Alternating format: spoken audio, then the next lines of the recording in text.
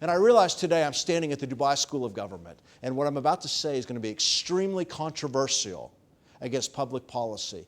But what stands in the place of speed so often, and we're getting ready to be slowed down considerably, is government regulation. Governments come in and start imposing restrictions on speed. If we start watching right now, and I sit and I watch what's going on in countries following the recession from a government policy perspective, and they're saying regulation will keep us from going in this again. And I'm looking and I'm saying, God help these countries that are doing this. Because the problem is the countries that are putting the regulation in place are the ones who are already going at the slow rates. The countries who are going at the fast rates are not even thinking about putting regulation in place because there's something different going on. How do you make sense of the growth that is going on and simply providing nappies and formula for the babies that are being born and put regulation in place to slow business down? It doesn't work. The issues that are going on right now in the emerging markets versus the developed markets change the entire equation. When I'm looking on this side and I'm looking at the fact that 1/4 of this demographic of the developed market is over the age of 55, I'm thinking from an old person's perspective. And when I look over on this side and I see that 1/3 is under the age of 19, I begin to think with youthful eyes. And when I look with my youthful eyes, I begin to start saying, we have issues that they don't understand. And here we are, we have these global CEOs that are sitting right now, and where are they? Where were they educated? Where were they brought up? Where do they work? Where do they look from? Where do they travel to? What do they read? Who do they hang out with? They're sitting on this side of the equation, and there's an entirely different world that is happening here. And the reason we need to make the shift is the majority of our business practices are here. If we look in this region, the majority of the CEOs in this region were educated on this side. They look to this side for answers. They they look up to and look for solutions on this side. Yet the world is sitting over here with issues that are entirely different. So we have to make a market shift, a growth shift, a speed shift. And this brings us to the next shift, which is a talent shift. In 1997, McKinsey coined the phrase, the talent war. And if I look around this room, I would say that most of us are very familiar with it. For years, we've operated by it. We talked about the war for talent and what we have to do. Guys, I hate to tell you this. The war for talent is absolutely over. And it's not over because of the recession, okay? It is actually harder now to get good talent than it was prior to the recession. But the talent war is over, and talent won the war. Talent won the talent war. Yet we're still operating in the ways we were before the talent war. I grew up watching a TV show called Gilligan's Island. I don't know if you've ever seen this show or not. But an episode that just left a lasting impression on me was when the Japanese soldier ended up on this island. So basically, here's what happens, okay?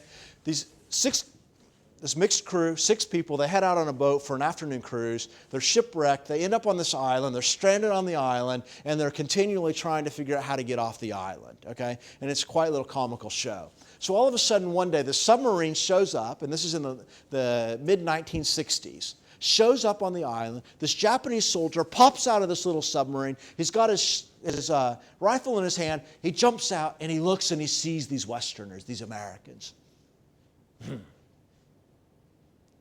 He doesn't know that World War II is over.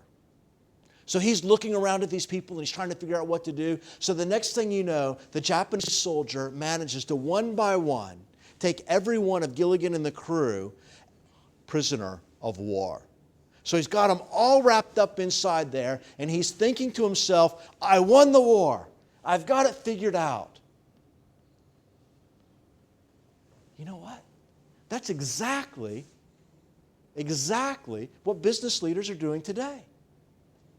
We're looking at this whole talent equation as the Japanese soldier, not realizing the war is over. We're still operating and practicing the way it was and trying to get talent that way, and we get it done and we're going, I won. And the only problem is we won a war that we're not even fighting anymore. And here's how I could say the talent war is over. You start looking at things like a reset mentality. How many of you play PlayStation and Game Boy? Or have kids that play these games? Okay? What happens when the game doesn't go well? We're watching our kids play and the game doesn't go well. What do? What? Reset. We push the reset button. So here we are, we're playing. I don't like it anymore. It's not going well. Reset. We play a little bit more. Reset. A little bit more. Reset. We play a little bit and we get bored. And what do? Eject, throw the game out, put a new one in. Okay? And the parents in the room are laughing right now because they know this is so true. Okay? They're the kids. And it's amazing to me how quickly my kids know the game's not going well. Seconds into a game, they're like, I'm not going to win. Reset.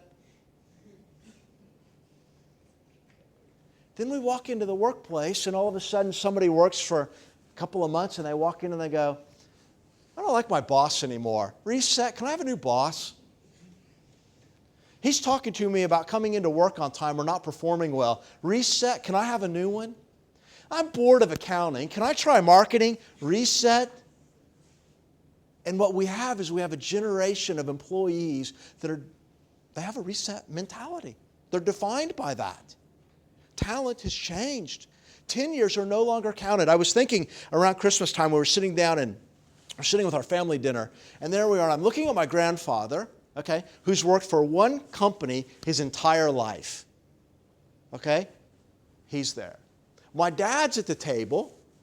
He's worked for two places. He worked for two companies his entire life. One of them he had several promotions in, but two places his entire life. I look at my sisters and myself and I'm thinking, I'm half. This is not true. I'm 27 years younger than my dad. That's not quite half. Okay? I'm 27 years younger than my dad, and I have far exceeded him just in the 2000s of numbers of places I've worked for. One of my good friends is 33 years old. He's worked for 6 companies in 5 different countries. It's changed. What we know as talent has absolutely changed, yet we keep trying to be like the Japanese soldier and employ yesterday's practices. So what we have is if we can paint this picture, I'm going to pull it all together. Are you ready? And we're going to go to one last point. We have a market shift here. Because of the market shift, because of where the people are and the growth that is happening, it is requiring a growth shift. Business has to get bigger because the world has gotten bigger. Very simple, right? But the rate of the world getting bigger and where it's happening is faster than businesses normally moved. So because the world is bigger and it's happening quickly, business has to get bigger, growth shift, and we have to do a speed shift because we have to operate at the speed of that. Because if we don't do that, we have fundamental problems. So as these are going on, they have created a talent shift. Remember we said a moment ago, 1/3 of this population group is under the age of 19. So we have a whole lot of young people in the workforce. Remember we said earlier, every second, 2 people move from the rural countryside into the city. We have an inexperienced workforce. That never worked. If you actually sit down and look at it, if you look through the GCC, and if you look east of here, it's a first-generation corporate society.